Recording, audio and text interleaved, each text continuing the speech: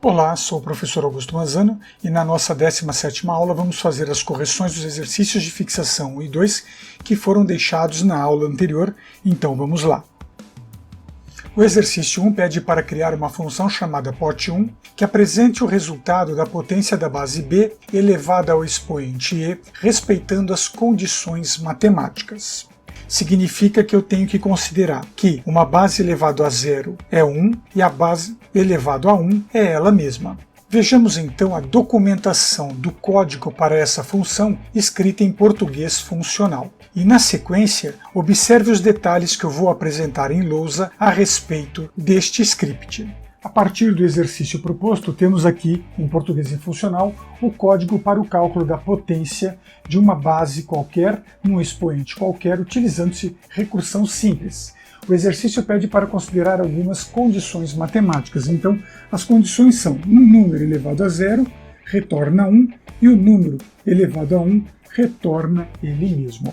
Veja que essas duas condições estão definidas aqui nesta correspondência de padrão. Então eu tenho aqui, se a base for elevado a zero, um número, uma base de número qualquer elevado a zero vai retornar 1 e uma base de número qualquer elevado a 1 volta ela mesma. Não sendo este valor nem este, a operação será efetuada aqui na quarta linha. O que acontece se o valor não for zero, ele já cai nesta condição e para. Se for 1, ele cai nessa condição e para. E a operação de recursividade ela é feita diminuindo 1 do expoente, ou seja, eu diminuo 1 do pivô que vai controlar a minha ação. Isso é um detalhe que você tem que estar atento. Ao diminuir este valor, quando chegar nessa situação, ou seja, é este o nosso ponto de aterramento. O aterramento da função recursiva pot1 não é a linha 2, e sim a linha 3. Vamos então fazer um teste considerando 2 elevado a 3, que é a mesma coisa que 2 vezes 2 vezes 2, que é igual a 8. Lembrando que 2 vezes 2, 4, e 4 vezes 2 é 8. Nesse caso, vamos chamar aqui potência 1, pot1, e vou passar 2 como base e 3 como expoente. Essa condição 2,3 não cai aqui, ó, qualquer número, vírgula 0, não é 0. Qualquer número, vírgula 1, não é 1. Qualquer número, vírgula, qualquer expoente. Então entrei nessa situação. Se essa condição, se essa correspondência de padrões é a verdadeira, eu vou executar esta operação. E essa operação diz o seguinte, que a base, que é 2, será multiplicado pela potência de 1 da base 2, o valor E menos 1. O valor E é 3, menos 1, 2. Nesta outra operação, nessa outra linha, então, minha potência, estou chamando novamente, então a próxima operação é 2 ao quadrado. É essa operação que eu coloco aqui. Vou executar porque, ó, 2,2 cai em 2,0? Não. 2,1? Não. 2,2 cai aqui na quarta linha.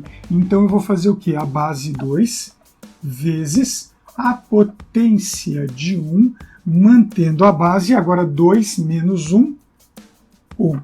Agora eu pego este valor, agora eu pego esta situação e aplico novamente sobre a potência, então eu tenho aqui 2,1. O meu 2,1 cai nesta situação? Não. Meu 2,1 cai nesta situação? Cai. Então retorna a base. Ao retornar a base, essa base é a resposta desta ação. Então, esta ação corresponde a 2. E 2 vezes esse 2, eu tenho então o resultado 4. Esse 4 é a solução desta situação. Então eu tenho aqui 2 vezes 4 é igual a 8. Vamos ver agora esta situação, esta operação, sendo executada dentro do ambiente Hopi. Após a demonstração em lousa, vejamos agora o seu código escrito em linguagem Hopi e vamos colocar esse código em execução. No ambiente Hopi, escreva o código da função no ambiente E vamos realizar alguns testes. Potência 1, aqui como são dois argumentos, eu preciso do parênteses, 2 elevado a 3, e o resultado foi 8. Vamos ver a potência 1 de 2 elevado a 10, e o resultado é 1024. Vamos ver ainda a potência 1 de 2 elevado a 8, e temos o valor 256. O exercício 2 pede para criar uma função chamada duplo fat1, que apresente o resultado do duplo fatorial de um valor numérico inteiro. O duplo fatorial de 5 é igual a 15, sendo 5 vezes 3 vezes 1.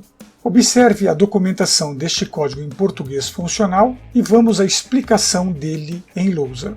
Este exercício pede para apresentar o duplo fatorial de um número qualquer e mostra como exemplo calcular o duplo fatorial de 5, dando que o resultado de duplo fatorial de 5 é 15, e isso acontece multiplicando 5 por 3 por 1. Se você olhar essa operação, você percebe que aqui tem uma diferença de 2. É essa diferença de 2 que eu estou especificando neste ponto. Toda ação recursiva deve trabalhar com a contagem iterativa decrescente para poder fazer a chamada da função e aí cair em um dos seus casos base, em um dos casos de aterramento. Lembrando que para os casos de duplo fatorial, o valor 0 retorna 1 e o valor 1 retorna 1. Vamos fazer o teste ali então com 5. Eu vou chamar aqui de duplo fatorial 1 de 5, que então passa o 5. Por que duplo fatorial de 5? Porque esse 5 não é 0, esse 5 não é 1, o 5 é o n. Então é o n, que é o 5, multiplicado pelo 5 menos 2, que é essa chamada. Eu vou chamar novamente. Nessa nova chamada, então, a minha função duplo fatorial de 1 passa o valor 3, porque aqui resultou em 3.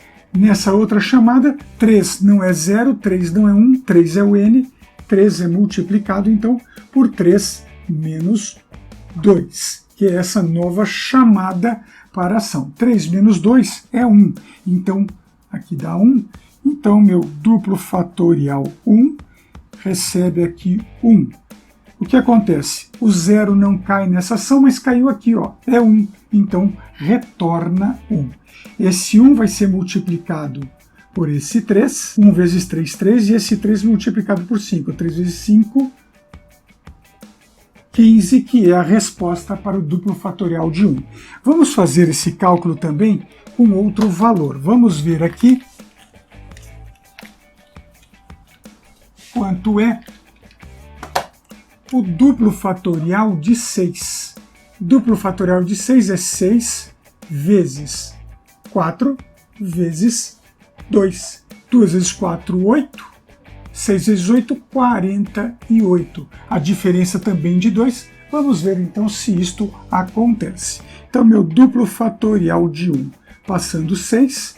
6 não é 0, 6 não é 1, 6 é n. Então, é 6 multiplicado por 6 menos 2. Isso resulta em 4. Então, eu faço uma nova chamada de duplo fatorial de 4.